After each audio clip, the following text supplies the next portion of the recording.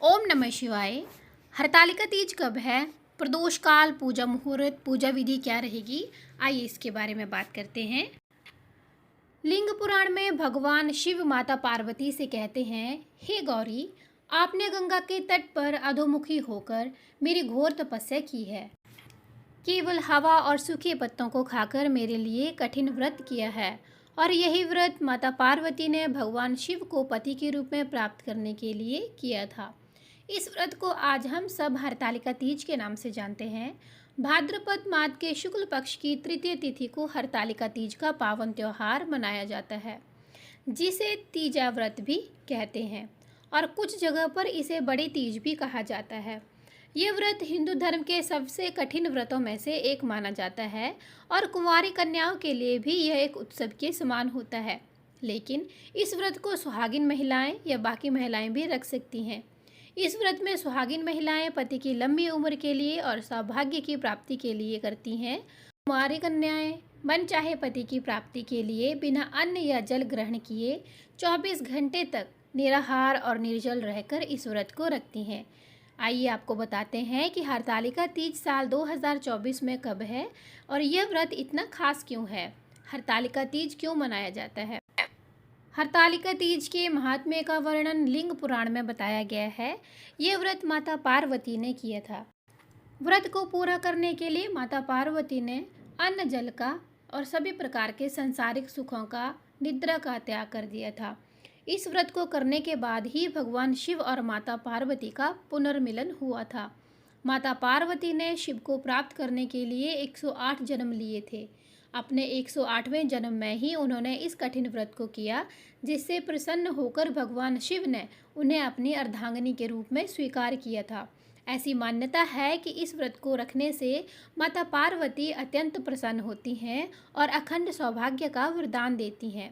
जहाँ यह व्रत सौभाग्यवती स्त्रियाँ अपने पति की लंबी उम्र की कामना के लिए रखती हैं, वहीं कुंवारी कन्याएं योग्य वर की प्राप्ति के लिए और मनचाहा वर पाने के लिए पवित्र श्रद्धा और निष्ठा के साथ इस व्रत को रखती हैं। माना जाता है इस व्रत को हर वर्ष विधि विधान से करने से महिलाएं देवी पार्वती की ही तरह सुखपूर्वक जीवन बिताकर अंत में शिवलोक में स्थान प्राप्त करती है।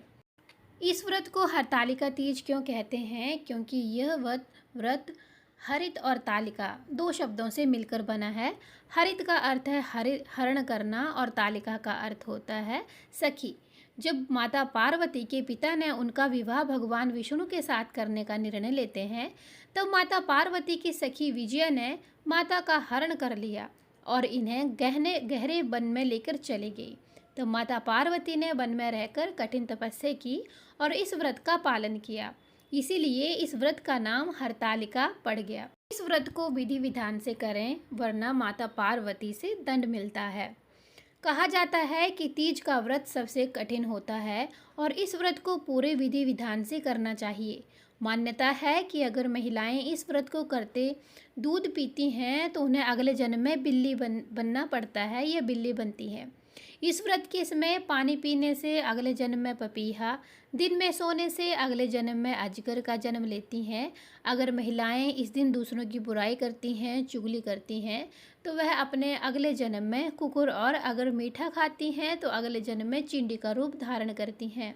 श्रद्धा और विश्वास के साथ निर्जला रहते हुए इस व्रत को मानने से माता पार्वती प्रसन्न होती हैं और मनचाही मनोकामनाएं पूर्ण करती हैं।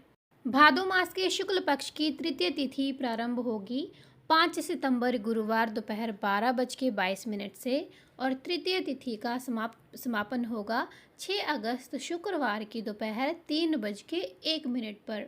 इसीलिए उदय तिथि के अनुसार इस बार व्रत 6 सितंबर शुक्रवार के दिन हरतालिका तीज का व्रत रखा जाएगा। इस दिन पूजा का शुभ मुहूर्त रहेगा सुबह 6:01 से 8:32 तक। प्रदोष काल शाम को 5:50 से लेके 7:20 तक रहेगा। हरतालिका तीज का व्रत अगले दिन खोला जाता है, जिसे व्रत का पारण करना कहते हैं। 7 सितंबर शनिवार की सुबह इसका शुभ मुहूर्त रहेगा। 6:14 से 7:15 के बीच व्रत का पारणा कर सकते हैं। इस व्रत में गीली मिट्टी से भगवान शिव, माता पार्वती और भगवान गणेश की प्रतिमाएं बनाकर उन्हें एक चौकी पर स्थापित करके विधि विधान पूर्वक धूप दीप जलाकर मंत्रों का जाप करके पूजा की जाती है। और अगले दिन माता पार्वती को सुहाग की सभी सामग्रियों के साथ ही सिंदूर चढ़ाया जाता है। व्रत के दिन भी माता पार्वती को श्रृंगार की सभी सामग्रियां अर्जित करनी चाहिए। सुहागिन महिलाओं को इस दिन पूरा श्रृंगार करके ही पूजा करनी चाहिए। व्रत का पारण करने से पहले माता पार्वती को सिंदूर अवश्य लगाएं और इस सिंदूर को अपनी मांग में भी लगाएं। इसके बाद व्रत का पारणा ककड़ी या हलवे से किया जाता है। इसके अलावा आपके यहाँ पे जो भी मान्यता है उसके अनुसार भोग लगाकर आप व्रत का पारणा कर सकती हैं। अगर आपको हमारे चैनल में दिखाई गई वीडियो की जानकारी अच्छी लगी हो तो प्लीज़ वीडियो को लाइक, शेयर और सब्सक्राइब जरूर कीजिएगा।